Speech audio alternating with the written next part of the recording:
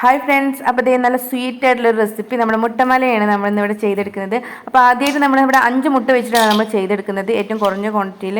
അപ്പോൾ അതിനുവേണ്ടി നമ്മുടെ മുട്ടയുടെ മഞ്ഞ വെള്ളം സെപ്പറേറ്റ് ആക്കിയിട്ട് നമുക്കിതിന് പ്രയാസമായിട്ട് തോന്നുന്ന ഒരു സംഭവം എന്ന് പറയുന്നത് ഈ മുട്ടയുടെ മഞ്ഞ വെള്ളം സെപ്പറേറ്റ് ആക്കുന്നത് മാത്രമേ കേട്ടോ. ബാക്കിയൊക്കെ ഈസി തന്നെയാണ് ചെയ്തെടുക്കാൻ. പിന്നെ ഇതിൻ്റെ മെയിനായിട്ടുള്ള ഒരു ഗുണം എന്ന് പറഞ്ഞാൽ ഇതിനകത്ത് നമ്മൾ ഒട്ടും എണ്ണയുടെ ഒരു ആവശ്യം പോലും ഇല്ല എന്നുള്ളതാണ്.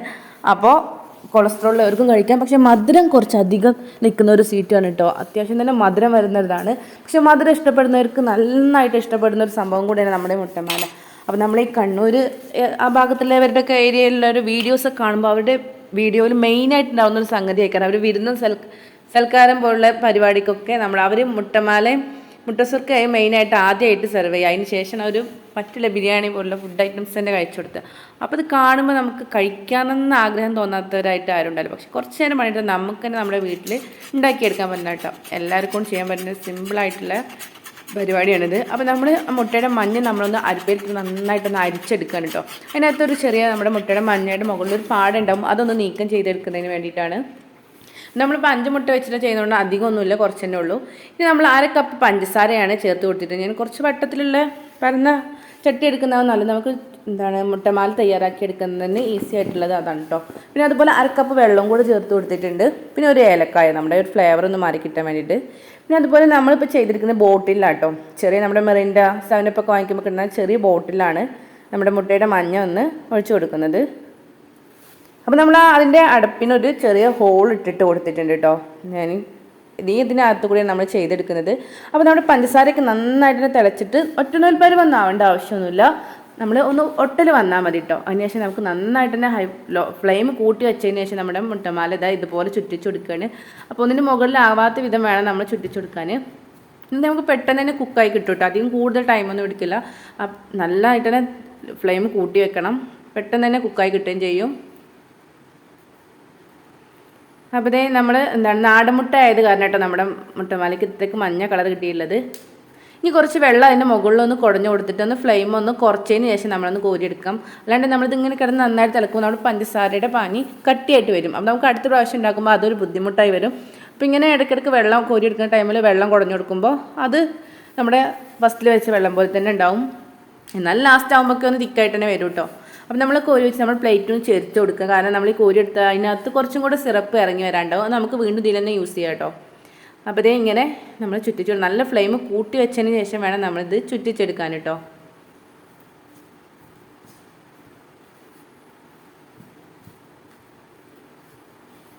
മധുരം കഴിക്കാൻ പറ്റാത്തവർ ഒരിക്കലും ഇത് കഴിക്കരുത് തന്നെ പറയാം. കാരണം അത്രയ്ക്ക് മധുരമാണ് നമ്മുടെ മുട്ടമാലയ്ക്കകത്ത് വരുന്നത് കേട്ടോ. നന്നായിട്ട് തന്നെ മധുരം വരുന്നുണ്ട്.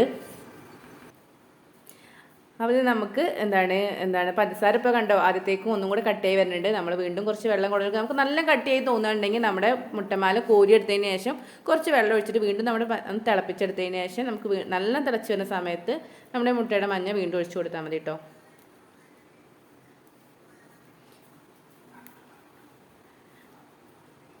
അപ്പോൾ നമ്മുടെ ഈ മാലയ്ക്കകത്ത് പഞ്ചസാര സിറപ്പ് ഇറങ്ങി വരുന്നുണ്ട്. അത് നമുക്ക് ഈ പാനിലോട്ട് തന്നെ ഒഴിച്ചു കൊടുക്കാം കേട്ടോ.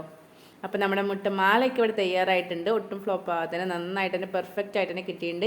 ഇനി നമുക്ക് മുട്ട സുർക്ക, പിഞ്ഞാണത്തപ്പം എന്നൊക്കെ പല പേരും പറയും. പക്ഷേ നമ്മളത് തയ്യാറാക്കിയെടുക്കുകയാണ്. അപ്പോൾ അതിന് വേണ്ടി ഞാനിപ്പോൾ നമ്മുടെ മുട്ടയുടെ വെള്ളയിലോട്ട് 2 ടേബിൾ സ്പൂൺ പാൽപ്പൊടി ചേർത്ത് കൊടുത്തിട്ട് നന്നായിട്ടൊന്ന് കുറച്ച് ചെറിയ ചൂടുവെള്ളം ഒഴിച്ചിട്ട് മിക്സ് ചെയ്ത് കൊടുത്തത് നമ്മുടെ മുട്ടയുടെ വെള്ളയിലേക്ക് ചേർത്ത് കൊടുക്കണം.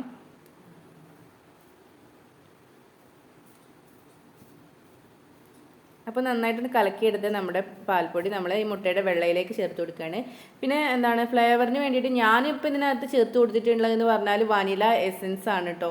ഇനി നമുക്ക് അതല്ല ഏലക്കായുടെ യഥാർത്ഥത്തിൽ നമ്മുടെ മുട്ടസുർക്കയിൽ ഉണ്ടായിരിക്കുക ഏലക്കയുടെ ഫ്ലേവറാണ്. പക്ഷേ ഏലക്ക കുറച്ചൊക്കെ പൊടിച്ചെടുക്കാൻ പണിയില്ല. അപ്പോൾ അതിനാണ് വാനില എസൻസ് ചേർത്ത് കൊടുത്തത്. പിന്നെ ഒരു നുള്ളു ഉപ്പും കൂടെ ചേർത്ത് കൊടുത്തിട്ടുണ്ട്, മധുരം ഒന്ന് ബാലൻസ് ചെയ്യാൻ വേണ്ടിയിട്ട്. അപ്പോൾ ഞാൻ സിറപ്പ് കുറച്ച് ബാക്കി ഉണ്ടായിരുന്നു ചേർത്ത് കൊടുത്ത കാരണം പഞ്ചസാര കുറച്ച് ചേർത്ത് കൊടുക്കുന്നുള്ളൂ കേട്ടോ. പിന്നെ അധികം മധുരം ഒത്തിരി ഇഷ്ടമില്ലാത്ത കാരണം തന്നെ മുട്ടമാലയിൽ തന്നെ അത്യാവശ്യം നല്ല മധുരമുണ്ട്. അപ്പോൾ നന്നായിട്ട് തന്നെ ഒന്ന് ബീറ്റ് ചെയ്തെടുക്കാം. അതിനുശേഷം ഞാനൊരു കേക്ക് ടിന്നിലാണ് ഞാനിപ്പോൾ ഇത് ഒന്ന് ആവിയിൽ വേവിച്ചെടുക്കുന്നത്. അപ്പോൾ അതിലൊത്തിരി നെയ്യ് ഒഴിച്ചിട്ടൊന്ന് ഇതാക്കി എടുക്കുകയാണ്. അപ്പോൾ ഞാൻ ഫസ്റ്റിൽ പറ്റിയ മിസ്റ്റേക്ക് എന്ന് പറയാൻ നമ്മുടെ കേക്ക് ടിൻ എടുത്ത് ഞാൻ 7 ഇഞ്ചിൻ്റെ കേക്ക് ടിന്നായിട്ട് നമ്മളിപ്പോൾ 5 മുട്ടയുടെ വെള്ള ആയത് കാരണം നമുക്ക് അതിനകത്തുള്ളത് ഉണ്ടായിരുന്നില്ല കേട്ടോ. നല്ല തിന്നായിട്ടാണ് നമ്മുടെ മുട്ട സുർക്ക നമുക്ക് കിട്ടിയിട്ടുള്ളത്. അപ്പോൾ ഒരു 5 ഇഞ്ച് ടിന്നിലൊക്കെ ആയിരുന്നു ചെയ്യായിരുന്നു ഒന്നും കൂടി ബെറ്റർ ആയിരുന്നത്. കുഴപ്പമൊന്നുമില്ല, കുറച്ച് തിന്നായി പോയിന്നേ ഉള്ളൂ. സംഭവമൊക്കെ നല്ല ടേസ്റ്റ് ഉണ്ടായിരുന്നു. ഇപ്പോൾ 1 ഇഞ്ച് കനത്തിലെങ്കിലും നമ്മൾ ഈ മുട്ടയുടെ വെള്ളം ഒഴിച്ചു കൊടുത്താൽ വേണം. ഇനി നമുക്ക് നമ്മുടെ മാല ഒന്ന് സെപ്പറേറ്റ് ആക്കി എടുക്കാൻ. നമ്മൾ കോരി വെച്ച പാടൊന്നും കട്ട് ചെയ്തിട്ടില്ല, അതിങ്ങനെ നൂലാക്കിയിട്ടൊന്ന് മാറ്റിയെടുക്കുകയാണ്. അപ്പോൾ ഇത് നല്ല കളർഫുള്ളാട്ടോ. അപ്പോൾ നമ്മൾ നാടൻ മുട്ട വെച്ച് ചെയ്തുകൊണ്ടാണ് കേട്ടോ. നമ്മൾ കടയിൽ നിന്ന് വാങ്ങിക്കുന്ന മുട്ടയാണെങ്കിൽ ഇത്രക്കാണ് കളർ കിട്ടില്ല കേട്ടോ. കുറച്ച് യെല്ലോ കളർ ചേർത്ത് കൊടുത്താൽ മതി. അപ്പോൾ ഇത് നമ്മുടെ മുട്ട സുർക്ക ഇവിടെ നന്നായി തയ്യാറായിട്ടുണ്ട്. കുറച്ച് തിന്നായി പോയി എന്നുള്ളൊരു മിസ്റ്റേക്ക് മാത്രമേ സംഭവിച്ചുള്ളൂ കേട്ടോ. സംഭവം നല്ല ടേസ്റ്റ് ഉണ്ടായിരുന്നു. കുറച്ച് വട്ടം കുറഞ്ഞ് പാത്രം എടുക്കാൻ വെച്ചാൽ സംഭവം കറക്റ്റായേനെ.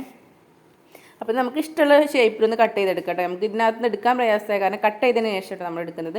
അപ്പോൾ അത് കട്ട് ചെയ്തെടുത്ത് നമ്മുടെ മുട്ട സുർക്ക ഇവിടെ തയ്യാറായിട്ടുണ്ട്. രണ്ടും കൂടെ കൂട്ടി കഴിക്കാൻ നല്ല ടേസ്റ്റാണ്. കുട്ടികൾക്കൊക്കെ നന്നായിട്ട് ഇഷ്ടപ്പെടുന്ന നല്ല മധുരമുള്ളൊരു റെസിപ്പിയാണ്. അപ്പോൾ എല്ലാവരും ഒന്ന് ട്രൈ ചെയ്ത് നോക്കുക. കഴിക്കാൻ ആഗ്രഹമുള്ളവരൊക്കെ ഒന്ന് ട്രൈ ചെയ്ത് നോക്കുക കേട്ടോ.